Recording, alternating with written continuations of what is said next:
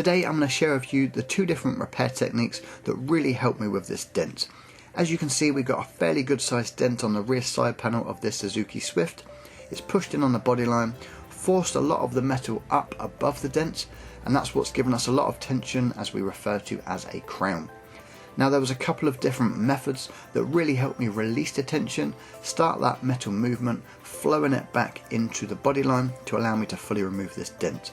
So I've taken a few minutes from one of our training videos at Learn PDR Online, and I wanted to share it with you lovely people here on YouTube. So I hope you enjoy it.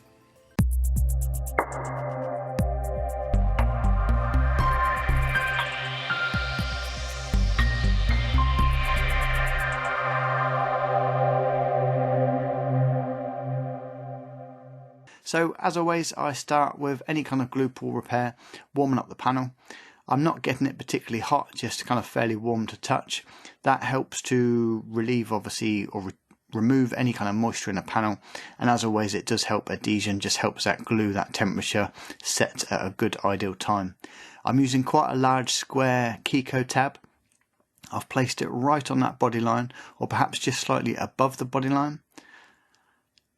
And at this point here, I'm now setting up the Kiko K-bar. Now, I'm not here to push tools, so it's not about buying the Kiko products or the K-bar itself. It's about the method of the repair. So whether you're using a slide hammer and pulling it manually or a different brand, not a problem at all. It's all about the techniques of how I'm going to start moving this metal. So if you have a look at the reflection just above where I've got my glue tab, you'll see there's a kind of like a white line that runs horizontally across the panel. So this is the area we're going to be focusing on for the next few minutes.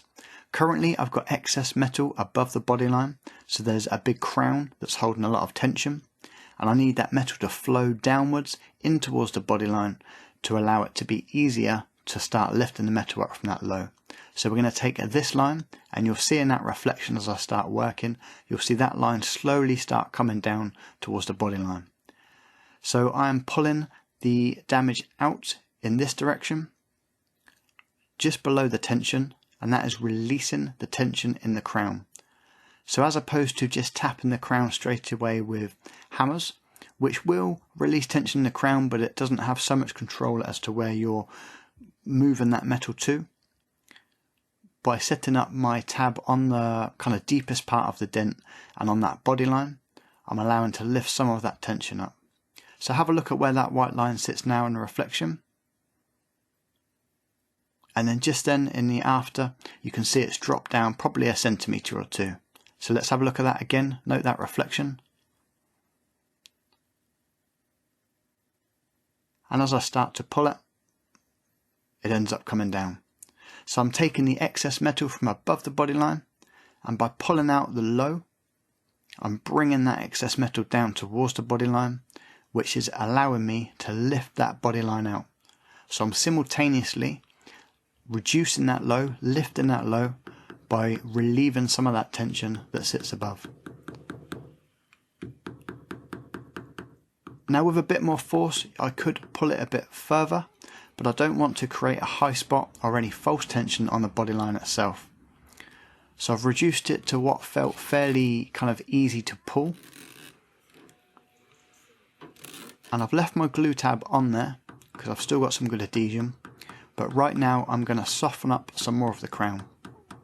So by switching now to my Crow Carb tap down, that's the one with the leather tip on the end, I'm able to focus some of that tapping on the crown itself, and I'm still directing the metal down towards that body line. Now, I find the K-bar or that kind of mechanism very good and very effective for allowing me to kind of simultaneously pull lows whilst tapping down highs. But you can also use a slide hammer or a similar tool, which I do throughout this repair as well. And now I've still got my original tab in that original position. After tapping and softening up the crown, you can already see some of that metal starting to move again. So I'm just applying very light kind of pulling force with the K-bar.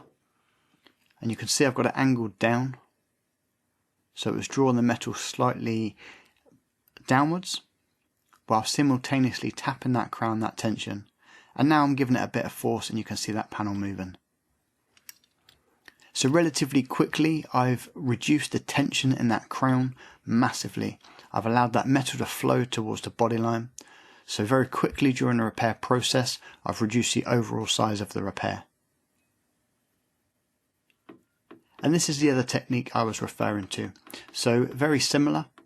It's a little bit more awkward, which is why the K-bar or something similar is a pretty useful setup to have. But right now I've got my slide hammer attached to the tab, and with my left hand I'm applying a little bit of pulling pressure, and with my right hand I am tapping down the crown above. And once again I am tapping down the crown to release the tension, but also flow that metal downwards towards the body line. So remember, in that initial impact, some of the force pushed the metal up and above the body line and created tension in the crown. To reverse that process, I need to pull out the low whilst pushing down that high crown and feeding that metal into where that low metal is. And that allows the whole process to move kind of smoother and just make it a bit more easy and a bit more natural. Now you do have to be careful with this kind of tapping technique as well. I run the camera around across with the line board and you will see I've got a few mishits and a few kind of low spots where I've tapped lows or small dents into the tension. But by using a tip like this, it's the metal mushroom tip, the standard one for the Shane Jack Splendor hammer. They're really soft little divots that don't cause me too much of a bother to remove. Now the other thing we're going to take a look at is the positioning of my slide hammer throughout this particular process. So I'm going to take this same clip, we're going to play it back but sped up, and watch how I start to move that slide hammer or direct it throughout this whole tapping process.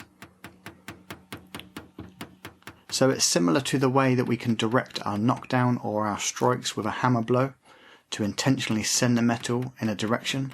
Now it's all very subtle, so you really have to kind of just pay attention to the tiny movements. But right now I've got my slide hammer at a fairly high angle. Throughout that process you see it gradually coming down. So it starts at an angle diagonally running down in this shot, and by the time I finish the process it's down here, so it's more horizontal. Now we're noting that position of the slide hammer only.